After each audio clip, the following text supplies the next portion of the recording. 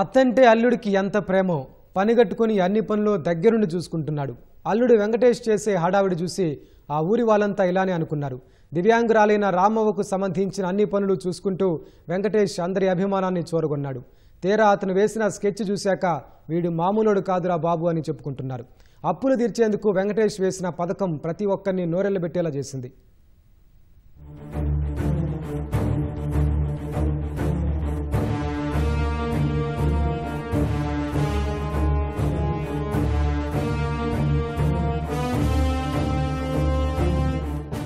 సిద్దిపేట జిల్లా తోగుట మండలం మాసానపల్లి గ్రామానికి చెందిన తాళ్ల వెంకటేష్ వ్యవసాయంతో పాటు అనుబంధంగా పౌల్ట్రీ ఫామ్ పెట్టి జీవనం సాగిస్తున్నాడు. ఈ క్రమంలో 22 లక్షల రూపాయల నష్టం వాటిల్లింది. అప్పులు తీర్చుకోవడానికి ఓ పన్నాగం పన్నాడు. దివ్యాంగురాలైన అత్తను చంపి ఆమెకు వచ్చే బీమా పరిహారంతో అప్పు తీర్చుకోవాలని పథకం రచించాడు.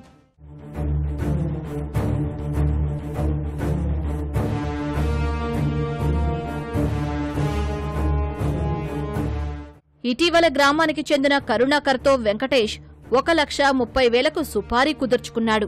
కరుణాకర్కు చెందిన 28 గుంటల భూమిని అత్త రామవ్వ పేరిట మార్పిడి చేయించాడు. 5 లక్షల రైతు బీమా కోసం దరఖాస్తు చేశాడు. సిద్దిపేట పోస్టాఫీసులో 755 రూపాయలు చెల్లించి 15 లక్షల బీమా కోసం దరఖాస్తు చేశాడు. తెలంగాణ గ్రామీణ బ్యాంకులో అత్త పేరిట 2,000 చెల్లించి 40 లక్షల బీమా చేయించారు. అత్త మరణించిన తర్వాత వచ్చే పరిహారాన్ని ఇద్దరూ పంచుకోవాలనుకున్నారు. ఈ నెల 7న పథకం ప్రకారం అత్తను కారుతో ఢీకొట్టి చంపేశారు.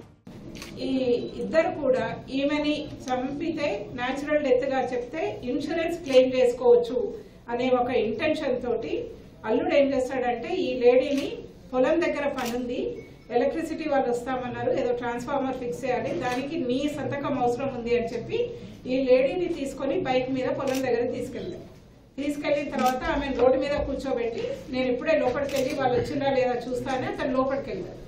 వెళ్ళిన తర్వాత ఈ థార్ వెహికల్ వాళ్ళ బ్రదర్ ఎవరైతే హైర్ చేసుకున్నారో అతను తీసుకొని వచ్చి ఆమెను హిట్ చేసి వెళ్ళిపోతాడు, యాక్సిడెంట్ చేసి వెళ్ళిపోతాడు. వెళ్ళిపోయిన తర్వాత ఆయన మళ్ళీ రోడ్డు మీదకి వచ్చి ఇట్లా ఏదో అన్నోన్ వెహికల్ లో హిట్ చేసింది, ఈమె చనిపోయిందని అతనే డయల్ 100కి కంప్లైంట్ చేస్తాడు. సో దీంట్లో మెయిన్ ఇంటెన్షన్ ఏంటంటే, ఈమెని న్యాచురల్ డెత్ గా చెప్తే ఏదైతే ఇన్సూరెన్స్లు చేసిందో ఆ ఇన్సూరెన్స్ ఒకటి క్లెయిమ్ చేసుకోవచ్చు, ప్లస్ ఈ రైతు బీమా అని వస్తుంది కాబట్టి ఫార్మర్స్ కి, ఈమెకి ల్యాండ్ ఉంది కాబట్టి రైతు బీమా కూడా క్లెయిమ్ చేయొచ్చు అన్న ఇంటెన్షన్ తో ఈ మర్డర్ చేయడం జరిగింది. ఇది very good excellent detection by సిఐతో ఉంటాయండి ఎస్ఐ రంగా.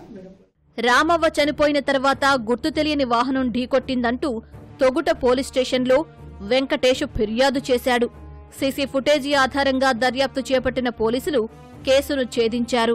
దృశ్యం 2 సినిమా చూసి ఎవిడెన్స్ లేకుండా ఎట్లా చేయొచ్చు అనేది అది చూసి నేను అట్లా చేసినాము. ఈ మర్డర్ ఇది అన్నోన్ వెహికల్, ఆ టైంలో ఏ వెహికల్ పోయినాయని చూస్తాం కదా, చూసినప్పుడు మనకి తారు పోయినట్టుగా మనకి సీసీటీవీస్ లో కనపడ్డది.